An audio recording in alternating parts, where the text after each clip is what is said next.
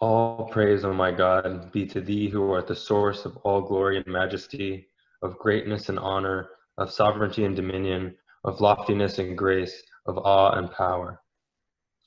Whomsoever thou willest, thou causest to draw nigh into the most great ocean, and on whomsoever thou desirest, thou conferrest the honor of recognizing thy most ancient name. Of all who are in heaven and on earth, none can withstand the operation of thy sovereign will. From all eternity thou didst rule the entire creation, and thou wilt continue forevermore to exercise thy dominion over all created things. There is none other God but thee, the Almighty, the most exalted, the all-powerful, the all-wise. Illumine, O Lord, the faces of thy servants, that they may behold thee, and cleanse their hearts, that they may turn unto the court of thy heavenly favors, and recognize him who is the manifestation of thyself, and the dayspring of thine essence. Verily, thou art the Lord of all worlds. There is no God but thee, the unconstrained, the all-subduing.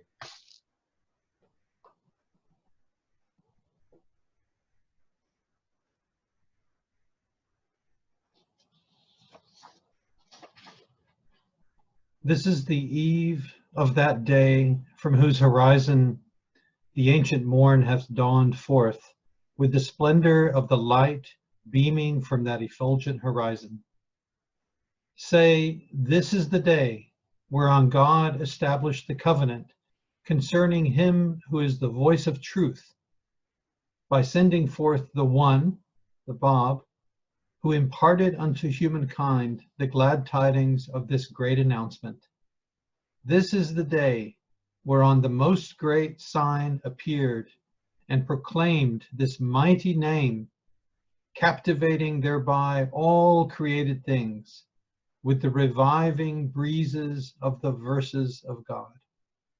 Happy the one that hath recognized his Lord, and is numbered with them that have attained his presence. Say, he verily is the most perfect balance established amongst the nations, through whom the measures of all things are made manifest, by him who is the all-knowing, the all-wise. He it is who hath intoxicated every understanding heart with the wine of his utterance, and who hath torn asunder the veils through the power of my name that overshadoweth the worlds. He verily hath ordained the Bayan to be a leaf of this garden, and adorned it with the mention of this incomparable remembrance. He hath admonished all men not to withhold themselves from the dayspring of ancient glory, nor to cling at the time of his manifestation to such tales and traditions as are current amongst them. Thus hath it been decreed in accordance with that which he hath revealed, and unto this beareth witness he who speaketh the truth. No God is there beside me, the Almighty, the most generous. They that have turned away from the latter manifestation have indeed failed to recognize the former. Thus hath it been ordained by the author of all causes in this mighty adornment.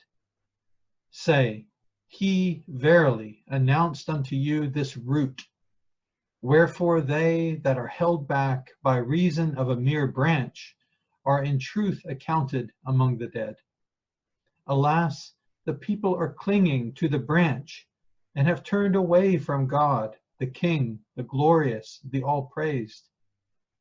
He conditioned all that he hath revealed upon mine acceptance, and made every matter contingent upon this manifest and resistless cause. But for me, he would not have uttered a single word, nor would he have manifested himself before all who are in heaven and on earth. How often did he lament my banishment, my captivity, and my tribulations? That which was sent down in the Bayan beareth witness unto this, could ye but perceive it. Powerful indeed is the one who through the might of God hath become severed from all else but him, and powerless the one who hath turned away from him after he hath appeared with manifest sovereignty.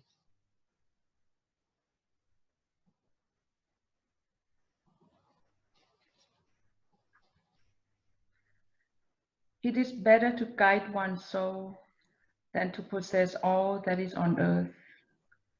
For as long as that guided soul is under the shadow of the tree of divine unity, he and the one who had guided him will both be recipients of God's tender mercy, whereas possession of earthly things will cease at the time of death. The path to guidance is one of love and compassion, not of force or coercion. This has been God's method in the past and shall continue to be in the future. He causes him whom he pleases to enter the shadow of his mercy. Verily, he is the supreme protector, the all-generous. There is no paradise more wondrous for any soul than to be exposed to God's manifestation of his day, to hear his verses and believe in them, to attain his presence, which is not but the presence of God, to sail upon the sea of the heavenly kingdom of his good pleasure, and to partake of the choice fruits of the paradise of his divine oneness.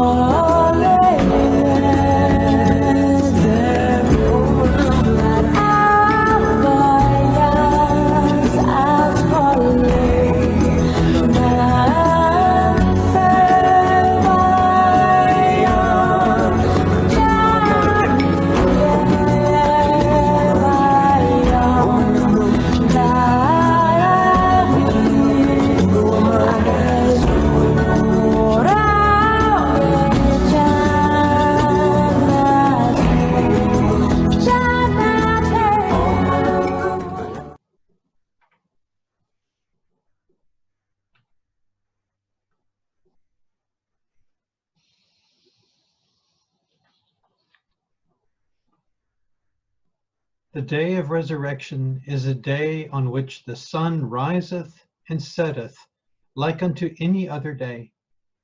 How oft hath the day of resurrection dawned, and the people of the land where it occurred did not learn of the event. 1270 years have elapsed since the declaration of Muhammad, and each year unnumbered people have circumambulated the house of God in Mecca. In the concluding year of this period, he who is himself the founder of the house went on pilgrimage. Great God, there was a vast concourse of pilgrims from every sect, yet not one recognized him, though he recognized every one of them, souls tightly held in the grasp of his former commandment.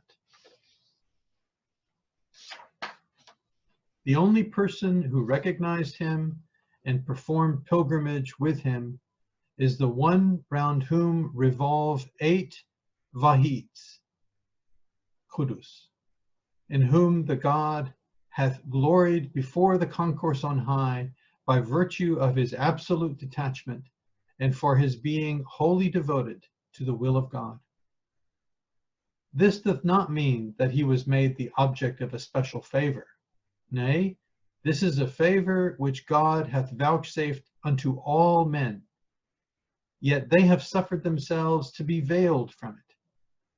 The commentary on the Surah of Joseph had, in the first year of this revelation, been widely distributed.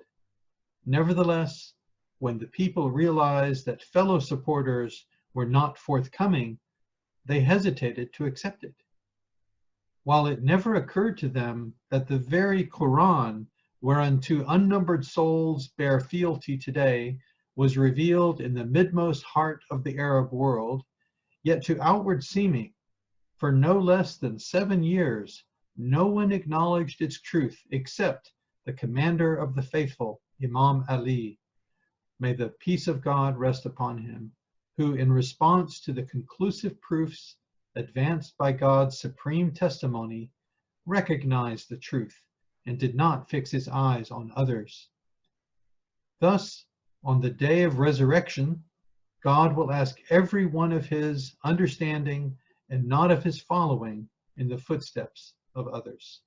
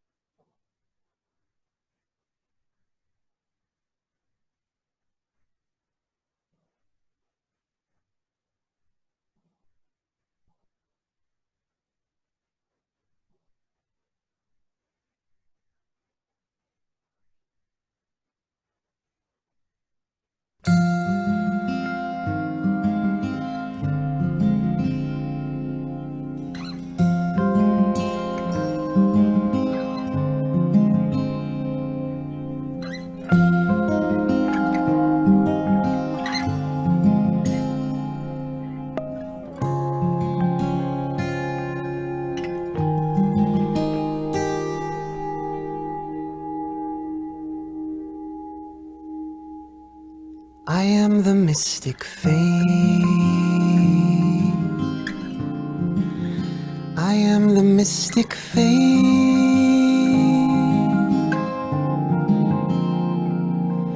which the hand of omnipotence hath reared.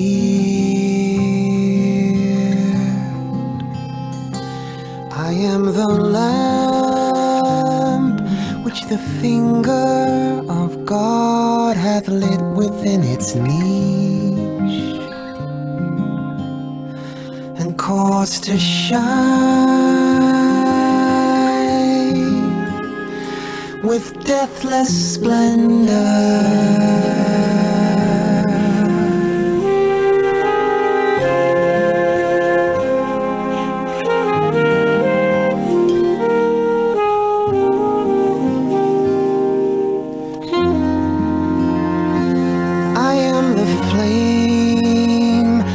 That supernal light on Sinai in the gladsome spot, and lay concealed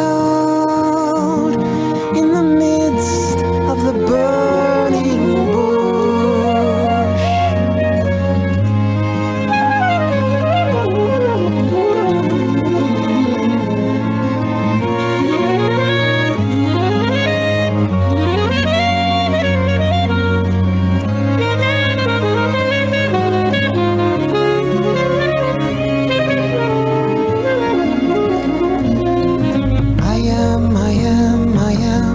Promised one. I am the promised one. I am the promised one. I am the promised one. I am the promised one. I am the one whose name you have for 1,000 years invoked, at whose mention you have risen, whose advent you have longed to witness,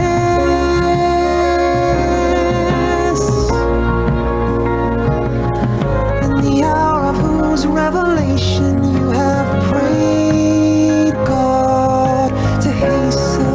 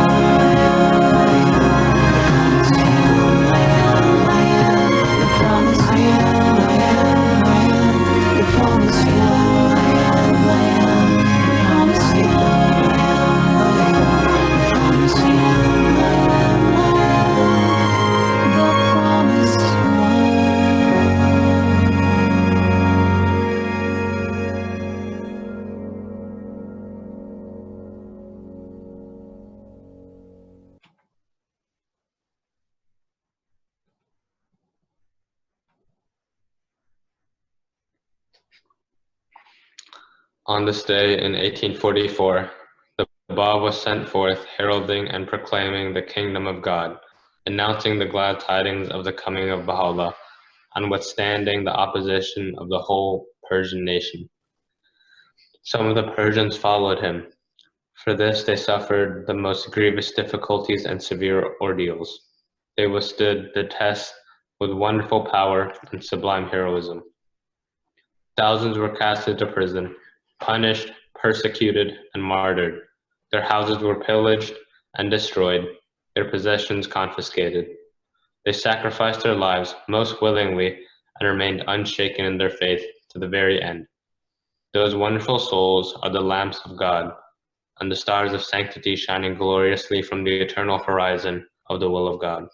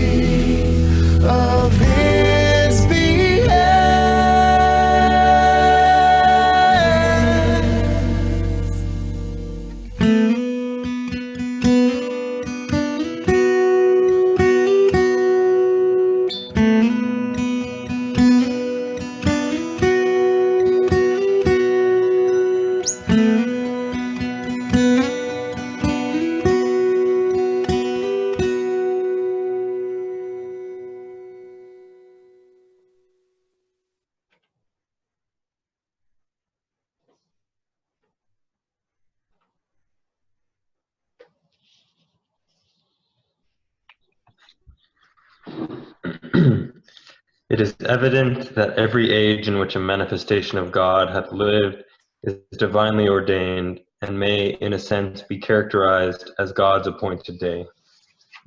This day, however, is unique and is to be distinguished from those that have preceded it. The designation seal of the prophets fully revealeth its high station. The prophetic cycle hath verily ended. The eternal truth is now come.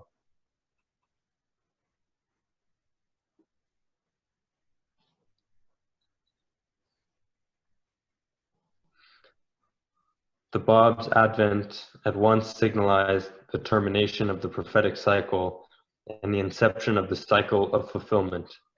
Posterity will recognize the life of the Bab as standing at the confluence of two universal prophetic cycles: the Adamic cycle, stretching back as far as the first dawnings of the world's recorded religious history, and the Baha'i cycle, destined to propel itself across the unborn reaches of time for a period of no less than 5,000 centuries.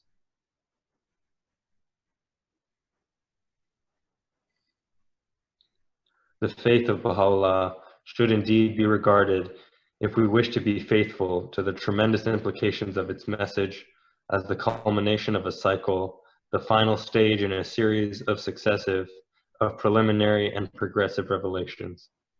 These, beginning with Adam and ending with the Bab, have paved the way and anticipated with an ever-increasing emphasis the advent of that day of days, in which he who is the promise of all ages should be made manifest.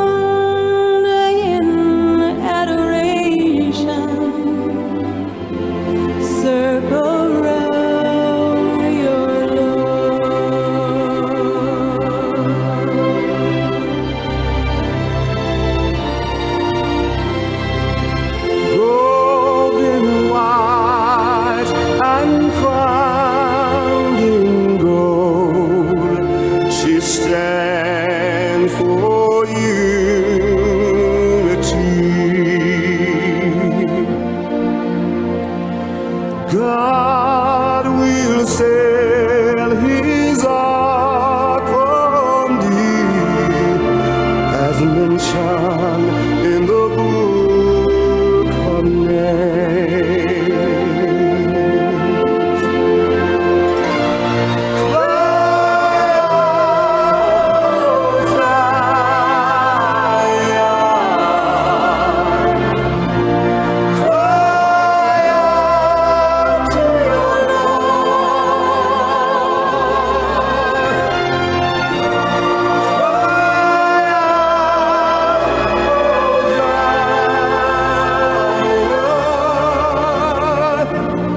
Circle round in adoration.